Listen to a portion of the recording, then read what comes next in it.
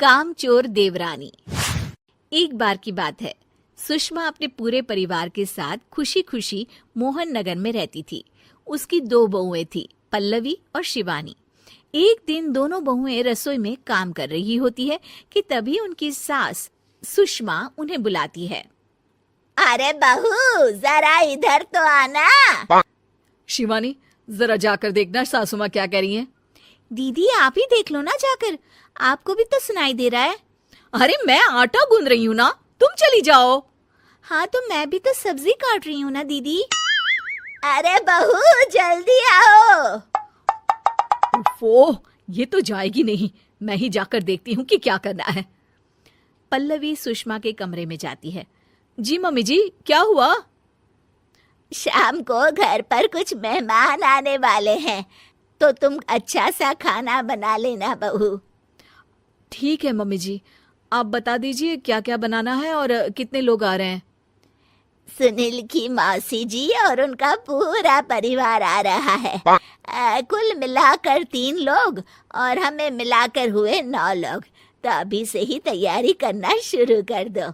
और हाँ, घर की सफाई भी कर देना, हाँ अच्छे से। जी मम्मी जी, सब काम हो जाएगा, आप चिंता मत कीजिए। पल्लवी शिवानी को घर में मेहमान आने वाले हैं इसके बारे में बताती है। क्या 9 लोगों का खाना बनाना होगा, घर की सफाई करनी है? बाप रे, सासू माँ ने तो हमें घर की नौकरानी ही समझ कर रखा है। ऐसा नहीं बोलते शिवानी, हम इस घर की बहू हैं और घर के काम करना हमारा फर्ज है। दीदी तो है ही सासू माँ की चमची, जब देखो सासू माँ सासू माँ। मैं तो इतना सारा काम नहीं करने वाली। शिवानी कपड़े लेकर गमला साफ कर रही होती है और चक्कर आने का नाटक करने लगती है। मेरा सर चकरा रहा है। तभी वहां पल्लवी और सासू माँ जाते हैं। अरे बहू, क्या हो गया तुम्हें? मम्मी जी, बहुत तेज सर में दर्द हो रहा है। तुम एक काम करो शिवानी, आराम कर लो। नहीं नहीं दीदी, घर में मेहमान आने वाले हैं, मुझे आपकी मदद करनी चाहिए। अरे कोई बात नहीं शिवानी, तुम आराम कर लो, मैं सब काम कर लूंगी। ठीक है दीदी, अगर आप इतना कह रही हैं तो आराम कर लेती हूँ। शिवानी आराम से अपने कमरे में मैगजीन पढ़ रही होती है। इसे कहते हैं आराम की जिंदगी। इतना सारा काम। चलो सारा काम खत्म हो गया, शिवानी को देख आती हूँ।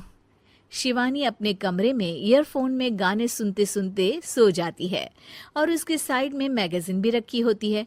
पल्लवी वहां आ जाती है और वो सब देखती है। ओहो, तो मतलब सब काम चोरी का बहाना था। अभी बताती हूँ इसको। घर का सारा काम मुझे करना पड़ा और ये महारानी यहाँ मैगजीन पढ़ रही है, गाने सुन रही है। पल्लवी रसोई से एक प्लेट और चम्मच लेकर आती है और शिवानी को थाली बजाकर उठाने लगती है।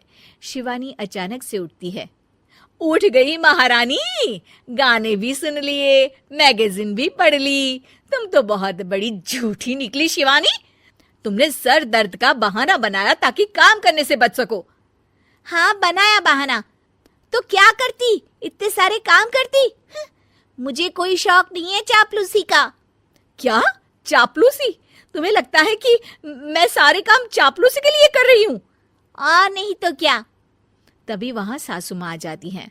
अरे बहू, वो लोग बस आने ही वाले हैं, तुम तैयारियां कर लो। जी सासू माँ, तुझे तो मैं बाद में देखती हूँ। सब खाना खाने बैठते हैं और खाना शुरू करते हैं। तभी सुनील की मौसी बोलती है। वाह भाई वाह, खाना तो बहुत ही अच्छा बना है सुषमा जी, एक एक चीज में क्या स्वाद है। ये सुनकर शिवानी मुंह बना लेती है।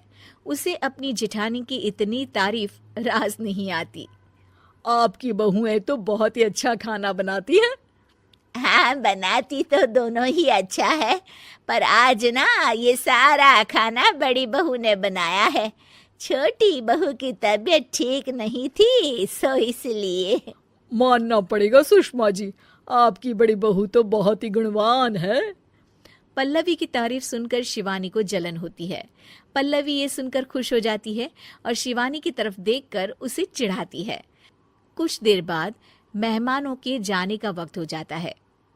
मौसी जी सबके लिए उपहार लाई होती है। वो सबको शगुन के पैसे देती हैं और अंत में पल्लवी के पास आती है।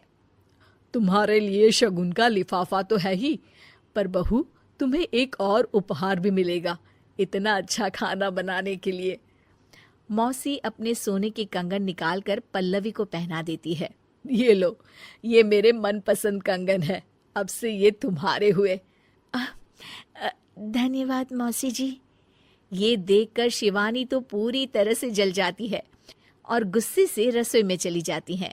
तभी वहां पल्लवी आ जाती है और उसे अपने कंगन दिखाने लगती है।